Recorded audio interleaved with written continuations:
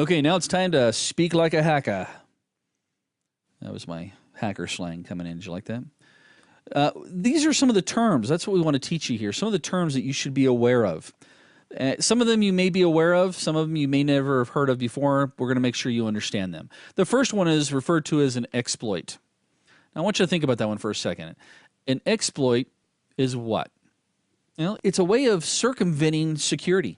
And there are different types of exploits. It could be a software exploit. It could be an exploit based off of physical issue.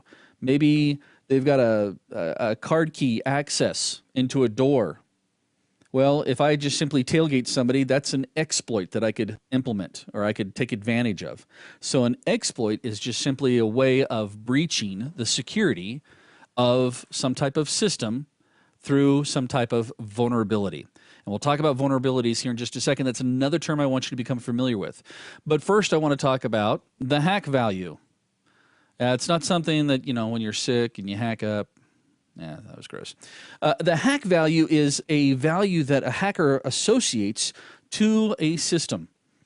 Let's say that I go through and I scan your network, and in it I discover that you've got, 10 Windows 7 machines, you've got a Windows 2003 server, you've got a Windows 2012 server, you got a Linux box, and you got a couple of Macs out there too. Now, I'm going to go through as a hacker and associate a hack value, meaning which machines are going to be more advantageous for me to go after. Not that I can't get into all of them. It's always a matter of time. We'll talk about that one a little bit later on too. Time is our worst enemy when it comes to hacking or protecting ourselves from hacking. I always love it when I'd have relatives say, yeah, I went off and bought a Mac because I don't have to worry about antivirus. And I'm like, oh, man, yeah, that's it. Don't give yourself any type of protection. Just assume. And the truth behind that whole concept, that whole marketing from Apple is brilliant, by the way. But when you think about it, at the time, Apple had less than 10% of the market share. Now, pretend like you're a hacker for a second. Do you really want to go after only 10% of the systems out there? Or if you're trying to create a piece of malware, do you only want to infect 10% of the systems out there? This is why Windows typically gets a really bad rap for itself, is because the fact that they own so much of the market share, they are a primary target. So I'm going to go through and I'm going to look at your machines and say, okay, a Linux box, not impossible, but it may be more difficult. I'm going to maybe focus more on these Windows 7 machines, but you know what? Even easier, older technology, you got a Windows Server 2003 system sitting out there. It may not be patched, or it may not have a hotfix installed, which leads me into vulnerabilities. Vulnerabilities is a weakness in the design or a weakness in the implementation of a system. Whether, again, it could be, I shouldn't just say a system, I got to come up with a good word for this one, but it's for either operating systems, hardware, applications, anything that's dealing with the IT environment. It may have a vulnerability. There are vulnerabilities on routers. There's vulnerabilities on Adobe Acrobat. There's vulnerabilities for webcams. I mean, they're everywhere. A target of evaluation. Now, what we mean by this term is some type of system, an application, a device, a component, a person that the hacker has identified as a device that requires a security evaluation.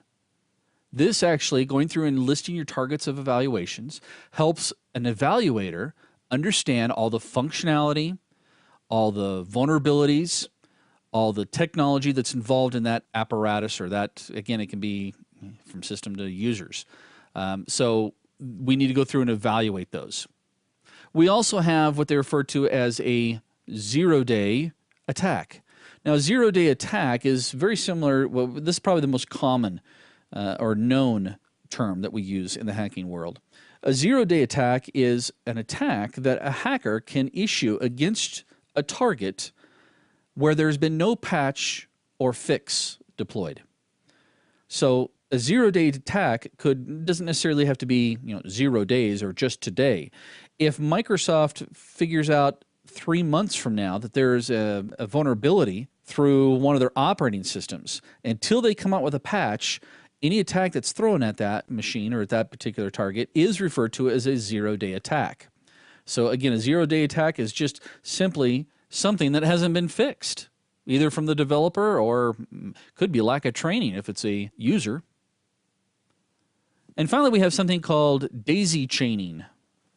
Daisy chaining is, well, let me explain it to you, 'cause sometimes it's a little bit easier to understand if I explain it. Daisy chaining is, let's say that I come into your network and I scan your network and I see that you've got these Windows 7 machines out there, you've got some servers out there. I'm going to try to compromise one of your desktop machines. And I'm going to do Billy Bob down at the mail department, his mailroom. Do we even have mail rooms anymore? Email rooms. No, we'll go with marketing. So we're going to go through and exploit his machine, and I'm going to pwn his machine really, really bad so that I'm in total control of it. Then I'm going to use his machine to attack your servers. And I'm going to clean my tracks when it comes to making sure on his desktop machine that you can't tell I was on his machine. I really don't care that you can see that Billy Bob's machine was on your server, because guess what's going to happen? An inexperienced IT person is going to look at the server, look at the logs, and go, oh, Billy Bob's machine's attacking me. Then they run down to Billy Bob's machine. They're like, what are you doing, Billy Bob? And he says, I don't know what you're talking about. Sure you don't. Because they look at Billy Bob's machine and there's no record. So that's daisy chaining, using one node or device to help me attack a secondary node within your environment, or multiple nodes within your environment.